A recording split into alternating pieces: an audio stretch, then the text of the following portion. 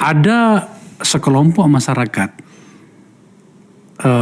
yang tampaknya memobilisasi persepsi hingga kemudian seakan-akan bahwa kalau berbeda dengan mereka maka itu bukan Islam.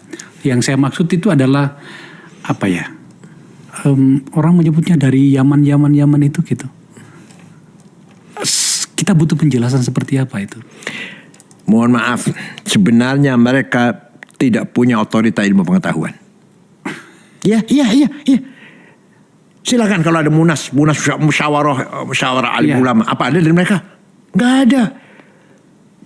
Kalau tetap aja kalau sekarang jago-jagonya yang ahli ilmu agama, Kusbaha contohnya, Kiai Afifuddin dari Situbondo, itu yang kalau musyawarah yang diskusi agama, hukumnya cloning gimana, hukumnya Jumatan di kantor seperti apa, hukumnya bunga bank apa, hukumnya keluarga berencana, walhasil hukumnya macam-macam. Terukur banget ilmu pengetahuannya. Iya. Berdasarkan literatur, berdasarkan kalau nggak pakai Quran hadis, ijma qiyas, ijma konsensus ulama atau qiyas analogi.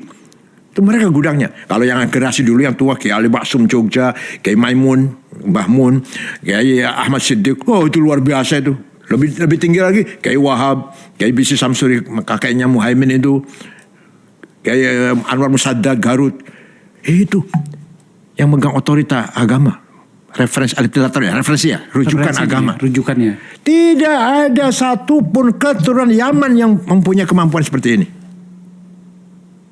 Hanya mereka Habib keturunan Rasulullah di tengah masyarakat ngajak selawatan. Iya.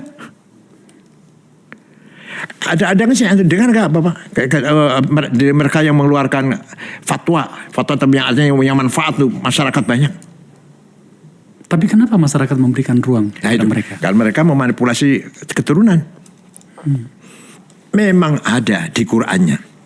Qul la as'alukum alaihi min ajri illa al-mawaddata fil qurba. Kalau katakan Muhammad, saya tidak meminta imbalan. Tapi satu aja saya minta, cintailah keturunanku. Kalau betul-betul keturunan.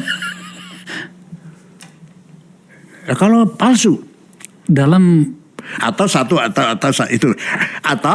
itu ayat secara umum, secara khususnya yang baik, cintailah keturunanku yang sesuai dengan yang sesuai dengan Islam. Jangan dibawa ke wilayah personal. Jangan general, itu adalah hanya kalian saja gitu kan.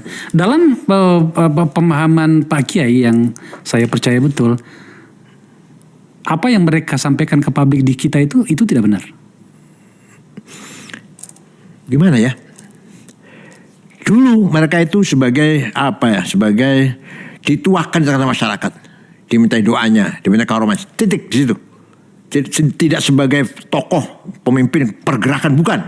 Dulunya gitu. Saya masih kecil masih begitulah. Mereka itu ya kita hormati sebagai keturunan Nabi Muhammad, baca doa, berselawat, tapi kepemimpinan tetap di kiai, ulama, hukum atau kebijakan atau keputusan tetap di kiai itu.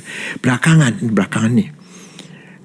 Ada perlu perubahan memang. Kok bisa ada mereka punya anggota yang pengikut yang fanatik.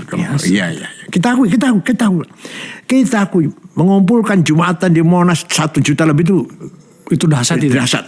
Kita akui. Iya, kita akui. Tapi apakah seperti itu? Bukan, tidak. Kenapa? Karena tidurnya di masjid, sholatnya di lapangan. Mana Islam? Gampang aja udah gitu, gampang aja. Ukuran yang gampang. Tidurnya di masjid, sholatnya di lapangan. Kebalik-balik nih barang. Iya. Berangkat dari Cirebon, dari Cianjur ke sini. Mau sholat Jumat. Kapan? Besok di lapangan sholatnya. Malam ini mana? Di masjid tidurnya. Coba. Saya bawa dalam situasi forum saya ini Pak Kiai. Iya. Yang poin yang terakhir tadi ini. Apakah mereka tidak sebenarnya mereka itu sedang menerjemahkan pikiran religiusitasnya itu di dalam konteks agama, dalam konteks kekuasaan, maaf saya. Apakah tidak seperti itu? Bahwa yang saya maksud begini, mereka sebenarnya itu mau bicara tentang kekuasaan. Mereka mau bicara tentang politik.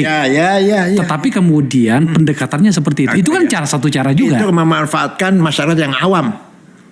Iya, masyarakat awam. Dikira kalau mendengar, lihat ceramahnya.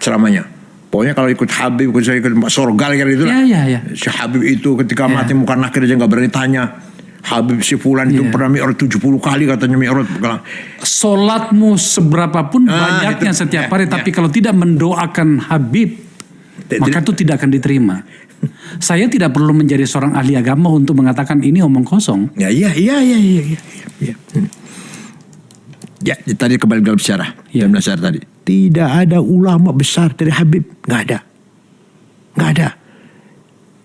Hanafi, Bukhari, Muslim, Abu Dawud, Tirmidzi, Nasa'i, Ibnu Majah, Daraqutni, Ghazali, Haramain, Baqillani, Razi, Sanusi, Ad-Dimyati, Asyuti, Ad-Dasuqi, Ad-Damanhuri, Said Badawi, Asyadili. Itu ulama besar nih. Yang sebut ulama besar ini. Yang saya sebut ini. Satu pun nggak ada yang Habib. Oke. Kita masuk pada kajian